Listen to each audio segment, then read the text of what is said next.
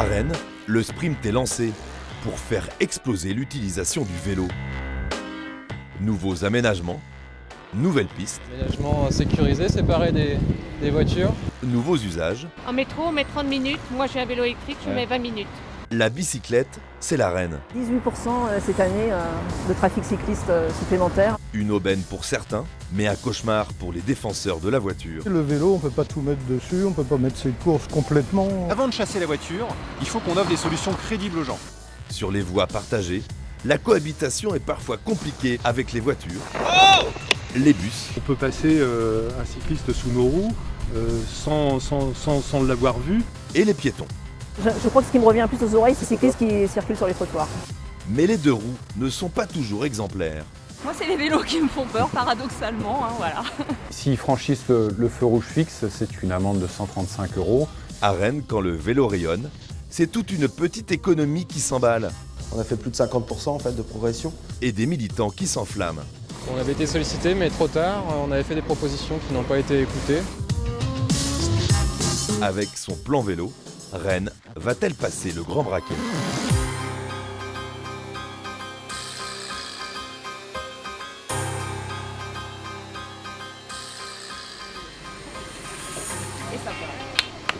Un matin de novembre 2018 à Rennes. La maire Nathalie Appéré inaugure une nouvelle piste cyclable qui rejoint le quai de la Prévalais au Roison Park. C'est un bout de rêve, le réseau Express Vélo qui à terme s'étendra sur 16 Il km. y a un certain nombre de points à améliorer. Nous avons besoin de cette expertise d'usage, nous avons besoin de ce regard. Les critiques et experts en question, ce sont les cyclistes de l'association Rayon d'Action. Embarquons avec eux sur cette nouvelle voie. Le quai de la Prévalais, le dernier aménagement livré par la métropole, qui est pour nous une référence de ce qu'il faudrait faire. Un aménagement sécurisé, séparé des voitures. Pour un cycliste débutant, il se sent à l'aise, il n'a pas peur de se prendre une portière, il n'a pas peur de se prendre une voiture qui tourne à droite. Jusqu'ici, tout va bien. Mais arrivé au bout du quai, sur le pont Schumann, les adhérents de Rayon d'Action posent déjà un pied-à-terre. On se retrouve au milieu de nulle part, au milieu du trottoir, sans trop savoir où on doit aller. Un flux dans les deux sens de bus et de voitures. C'est quoi le chemin? Je pense qu'il faut traverser. Et puis tourner à gauche et puis monter un peu. Il y a quand même un flux bus et voitures assez impressionnant. Pour ces cyclistes, l'itinéraire sécurisé ressemble donc à cet endroit, à un slalom entre les voies et les véhicules. Ce qui n'est pas pour apaiser la cohabitation, parfois tendue, entre cyclistes et chauffeurs de bus. Donc c'est vous les méchants chauffeurs de bus? Oui, c'est ce qu'on veut bien dire, alors qu'en fait, tous les chauffeurs de bus sont sympathiques et attentifs. On peut imaginer que le conducteur, c'est un salopard qui veut absolument avancer, tenir ses temps de parcours, etc., etc. On peut le penser. Mais la préoccupation du conducteur au quotidien, en milieu urbain, c'est d'éviter les cyclistes qui ne respectent pas toujours le code de la route, c'est de faire attention aux piétons aussi quand ils ont le portable à l'oreille qu'on voit au dernier moment. Il faut savoir que dans un bus, un coup de frein violent, c'est potentiellement 5-6 personnes qui peuvent tomber dans le bus. Donc on doit être attentif à ce qui se passe à l'intérieur du bus, à l'extérieur du bus, et puis assurer le service public avec le sourire. Dans le centre-ville rennais, comme ici à République, les vélos et les bus partagent souvent la même voie. Je ne sais pas trop où se mettre. Alors, est-ce que vous imaginez envoyer votre enfant qui doit aller au collège traverser cette place matin et soir? La conduite est périlleuse pour les deux roues, mais aussi pour les chauffeurs de bus. Dans un bus, par exemple, si on prend l'exemple d'un articulé que tout le monde connaît, une fois que l'ensemble est cassé, la perception dans les rétroviseurs est très délicate parce qu'il y a un moment donné où il y a un angle mort. Alors, ce qu'on appelle un angle mort, c'est un endroit où le cycliste peut être, mais on ne le voit absolument pas. On peut passer un cycliste sous nos roues sans l'avoir vu, en le voyant au dernier moment, donc vous imaginez les dégâts. Les voies bus partagées vélo, c'est sûr que c'est pratique pour aménager l'espace, mais pour un cycliste débutant, c'est assez anxiogène de se retrouver avec un véhicule assez énorme derrière lui. Et souvent, on se retrouve assez poussé par le bus qui a envie de nous doubler, mais il n'y a pas forcément la largeur. Difficile parfois de se faire une petite place dans les voies, bus, vélos, au pont de Nantes par exemple. Parmi les points noirs recensés par l'association Rayon d'Action, il y a le très gros rond-point des Gailleuls, le très long boulevard Clémenceau, les zones industrielles quasiment jamais aménagées pour les deux roues, la rue Saint-Hélier où la bande cyclable disparaît subitement, ou encore route de Lorient. Le réseau express se transforme dans un virage en petite bande cyclable bidirectionnelle, sans bordure de protection avec le trafic. Là, on n'avait pas vraiment le choix. Alors, je pense que les services ont fait tout ce qu'ils pouvaient pour... voilà, l'espace est vraiment contraint, donc il n'y a pas vraiment de possibilité. Alors les cyclistes rennais sont-ils sollicités pour donner leur avis avant la mise en place d'une nouvelle installation? Plus ou moins, de manière plus ou moins formalisée et souvent un peu trop tard sur les projets. Et là c'est typiquement un exemple, ce bout du Mail Mitterrand et cette connexion vers la rue de Lorient. Ils sont déjà consultés, je crois qu'ils aimeraient travailler, ce qu'on va essayer de faire d'ailleurs l'année prochaine, dans une plus grande cohérence, quoi. Voir plus la globalité des projets plutôt que d'être consultés au coup par coup. Moi je souhaite que sur la manière dont on va mettre en place des parcours cyclistes, eh bien que le CHSCT soit associé, c'est-à-dire que les gens qui sont au CHSCT sont des conducteurs et qui puissent verser à cette réflexion leur expérience.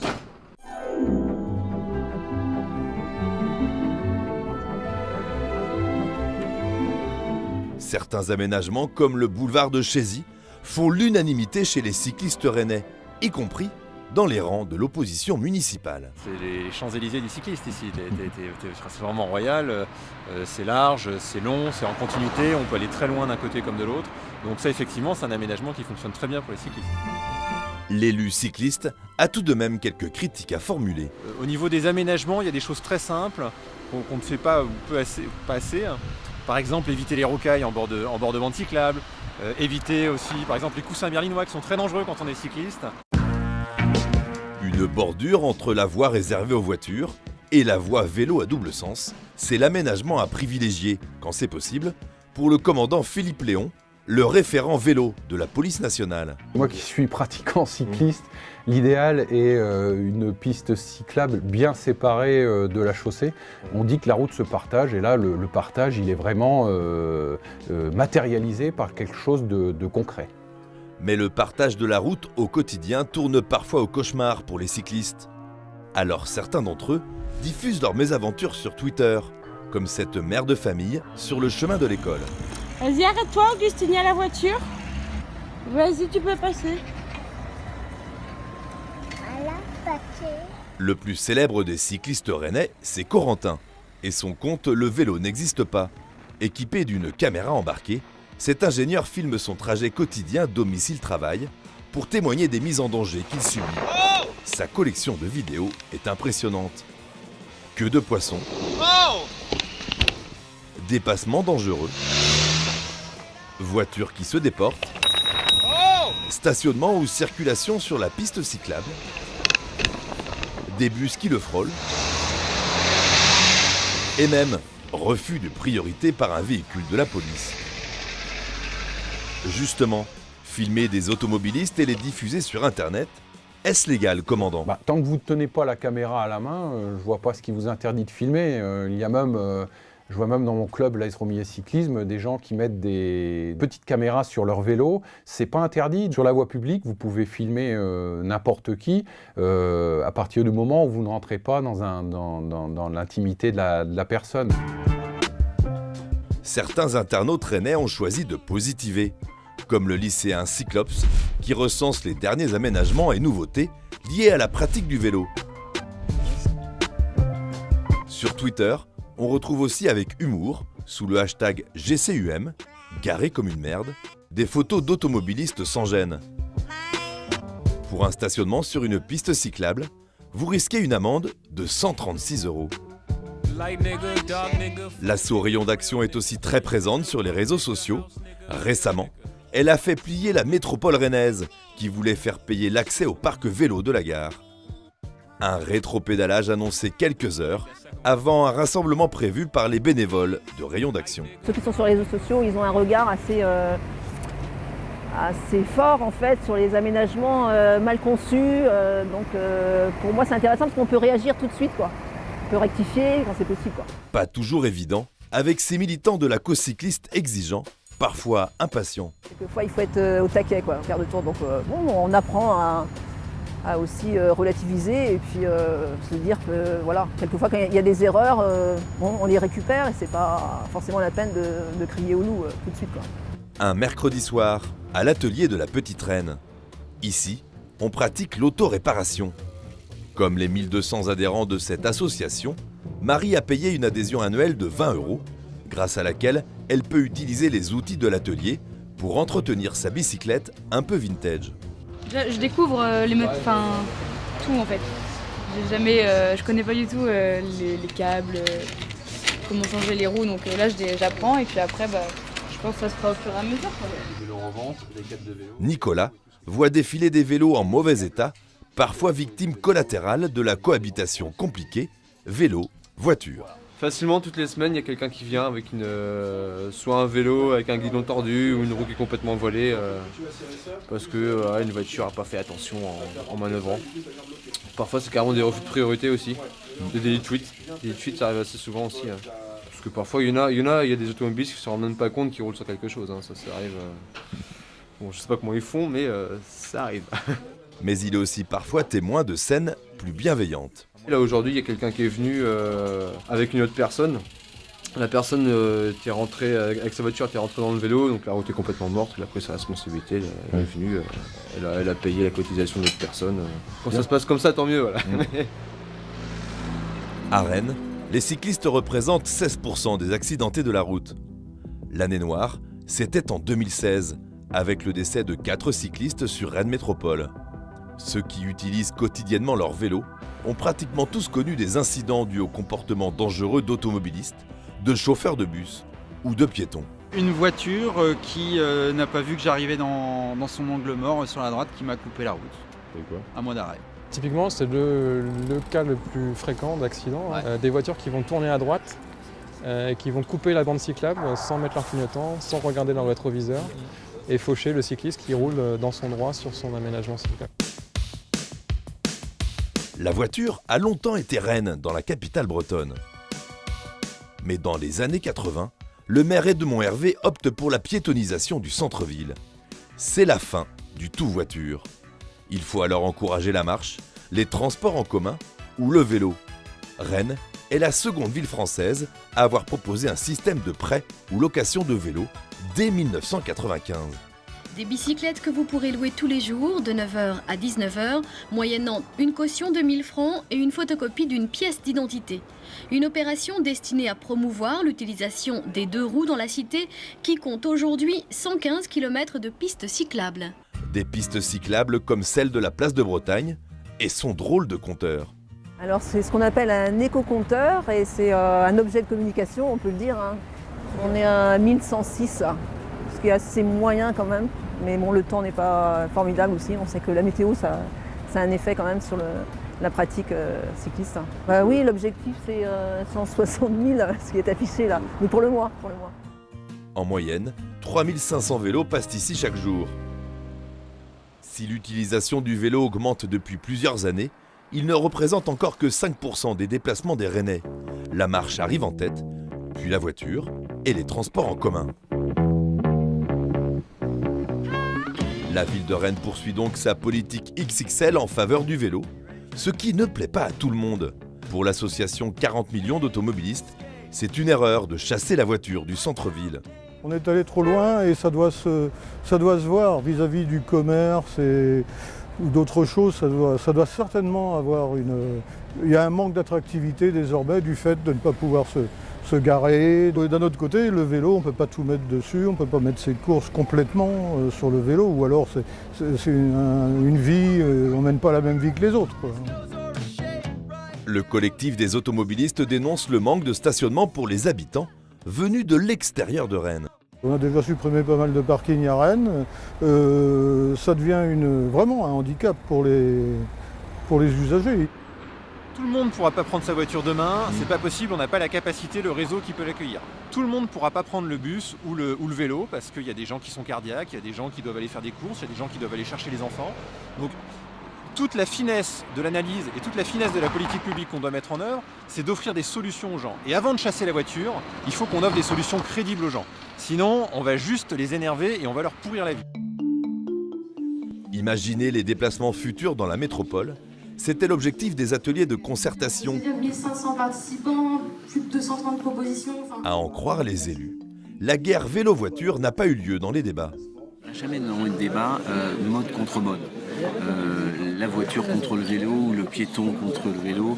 Voilà, je crois qu'on a une vraie maturité dans les débats et une prise de conscience des enjeux qui, je ne suis pas sûr qu'il y a 10 ans, on aurait eu la même teneur dans nos débats. Il y avait aussi énormément d'automobilistes qui nous disaient moi je veux bien changer, je sais bien que c'est nécessaire, qu'il faut que je change mes habitudes, mes pratiques, mais il faut des solutions concrètes et réalistes. Donc moi je n'ai pas senti d'opposition. Pourtant, à l'heure des petits fours, les cyclistes ont quelques griefs contre les 4 roues. Ça va trop vite. On est doublé de trop serré, trop vite. Il n'y a pas ce geste, je ralentis, tiens, il y a un cycliste, c'est un obstacle comme un autre. Je pense pas qu'il y a de rivalité, je pense que c'est plutôt que les voitures, les véhicules à 4 roues, ils n'ont pas conscience de la dangerosité et de la fragilité. A contrario, Didier Rissel entend aussi beaucoup d'automobilistes se plaindre du comportement de certains cyclistes sur la route ou sur les trottoirs. Des remarques, plus que des remarques. En particulier l'usage entre autres aussi des trottoirs. Ça doit concerner sans doute une minorité, je suppose, parce qu'il y a des gens qui font correctement, qui pratiquent correctement le vélo. Étonnamment, les cyclistes eux-mêmes sont parfois très critiques sur leurs confrères de piste. Mais il y a des cyclistes qui ne respectent pas trop aussi la signalisation. Moi, c'est les vélos qui me font peur, paradoxalement, voilà. Mais vous êtes d'accord ou pas? Le gros problème vient surtout des aménagements qui sont ni facilitateurs pour les cyclistes, ni pour les automobilistes en fait. Moi, je trouve que les voitures font assez attention, nous laissent souvent passer, globalement. Mais les cyclistes, n'importe quoi. En effet, il suffit de rester un quart d'heure à un carrefour à feu, sans tourne à droite, pour surprendre une dizaine de cyclistes en train de griller le feu rouge, filer tout droit sans marquer de pause, ou tourner à droite par le trottoir. Est-ce l'impunité pour ces cyclistes imprudents? Beaucoup d'automobilistes se posent la question. Non, ce n'est pas l'impunité totale pour les cyclistes. Là encore, ça dépend du moment où les forces de police sont présentes sur la route. Quand un cycliste ne respecte pas un feu rouge sur une intersection et continue tout droit, c'est une amende, un K4 bis, donc une amende de 135 €. Il n'y aura pas de retrait de points sur le permis. Dans quelques semaines, 600 petits panneaux triangulaires seront posés sur les feux pour généraliser le tourne à droite. Les cyclistes ont le droit de griller le feu rouge tout en laissant la priorité aux piétons. Pour les carrefours à 3 branches, ils pourront aussi aller tout droit. L'adjointe à la mobilité parie sur ce dispositif pour fluidifier la circulation et voir peut-être moins de vélos sur les trottoirs. Je crois que ce qui me revient plus aux oreilles, c'est la tension entre les piétons et les cyclistes qu'on a de plus en plus. Tension entre les piétons et les cyclistes, ouais. Les cyclistes qui circulent sur les trottoirs. Ouais. Et notamment les cyclistes aussi avec assistance électrique qui roulent de plus en plus vite. De Pontchaillou jusqu'à l'hôpital Sud en 20 minutes par les pistes cyclables, c'est pas mal. En métro, on met 30 minutes. Là, en vélo, moi j'ai un vélo électrique, je mets 20 minutes. Pour le représentant des automobilistes, le vélo électrique c'est un vrai danger car il peut être une petite bombe non maîtrisable. On a un véhicule où le casque n'est pas obligatoire et la vitesse est supérieure à 50 km/h. Et dans les mains de gens qui peut-être ne sont pas des sportifs accomplis. Comme dans la plupart des boutiques spécialisées en France, Yannick a vu ses ventes de VAE doubler en un an. En plus, on a eu la chance d'avoir la prime de l'État qui a vraiment bien boosté les ventes. Quand on a 4-5 km ou 10 km aller-retour pour aller au travail. C'est une ineptie de prendre la voiture, quoi. Moi, je m'y suis mis personnellement depuis un an. J'ai 10 km aller-retour. Voilà, c'est un bonheur, quoi. L'autre carton des ventes qui n'est pourtant pas donné, c'est le vélo cargo. C'est une vraie solution de mobilité urbaine pour une famille La plupart des gens achètent ça et revendent leur deuxième voiture. Là, on peut mettre jusqu'à 3-4 enfants à peu près, livrés avec une rain cover, une tente de pluie.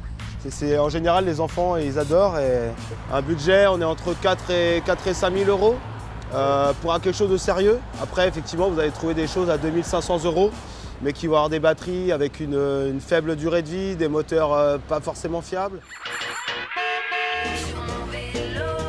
Rennes est devenue la 4e métropole française où l'usage du vélo est le plus important, après Nantes, Bordeaux et Strasbourg. Avec un sacré bémol. La sécurité des cyclistes. Pour monter sur le podium, Rennes Métropole s'est fixé des objectifs ambitieux, dont la hausse de la pratique du vélo dans les déplacements. Sylviane Rowe a un peu la pression. On est à 5% par modal, donc tous déplacements confondus. L'objectif de notre plan vélo, c'est 20% de par modal, donc on n'y est pas encore, mais on a quand même une augmentation régulière tous les ans. 18% cette année de trafic cycliste supplémentaire par rapport à l'année dernière. L'adjointe peut compter sur l'explosion du vélo électrique et sur le réseau express vélo de 16 km qui permettra de relier les 4 coins de la ville en 15 minutes. Mais les travaux sont plus longs que prévu. Les associations d'usagers s'impatientent. Il y a des choses qui sont faites, on ne peut pas dire que Rennes soit une ville pas du tout cyclable, il y a une volonté politique de faire une ville cyclable, mais dans les faits, on constate qu'il y a encore beaucoup de problématiques qui ne sont pas traitées et beaucoup de freins qui ne sont pas levés par la collectivité pour réellement faire de Rennes une ville cyclable, et elle en a le potentiel. 20% de part modale, c'est tout à fait jouable.